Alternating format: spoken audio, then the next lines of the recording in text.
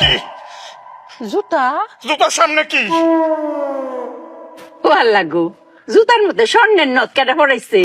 আমার এটা নথ না, এটা তালা। এই ব্যাককলের বাচ্চাটা ছাড়া আর কি করবো কত? ওহো মায়া, জুতার মধ্যে তালা লাগাইছো কেন গো? অনেক বুদ্ধি কাটিয়েছি মায়া।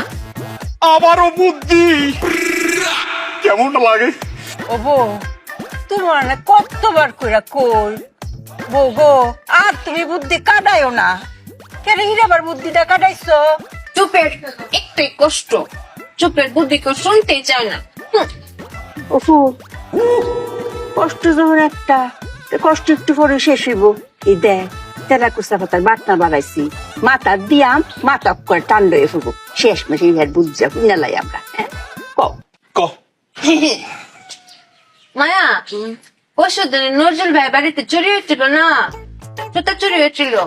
তখন আমি বুদ্ধি কাটিয়ে বের করেছি, এই চোর যদি আমাদের বাড়িতে আসে জুতা চুরি করছে, তখন এই জন্য জুতাতে তালা মেরে রেখেছি।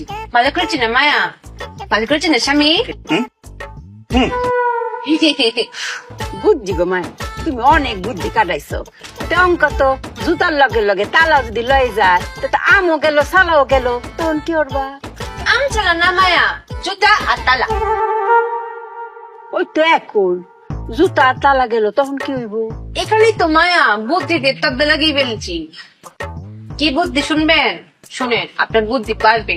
স্বামী তুমিও শোনো, এই বুদ্ধিটা ব্যবসায় কাজে লাগিও। চোর যখন জুতা নিয়ে যাবে, জুতা নিয়ে গিয়ে পায়ে পড়বে, পরে কি হাঁটতে পারবে? হ্যাঁ পারবে। পারতো না। স্বামী পারবে না, কেন পারতো না? কারণ তালা লাগানো।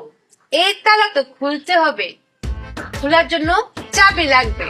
তখন চোর চাবি খুঁজতে খুঁজতে খুঁজতে খুঁজতে চুপিয়ার কাছে আসবে, এসে বলবে চুপি আপা, চুপি আপা চাবিটা দেন। তখন আমি সুই করে চাবিটা বের করবো, এরকম ঘুরিয়ে ঘুরিয়ে বলবো চোর ভাই আসেন চাবিটা নেন, লুক লুক লুক দেখাবো।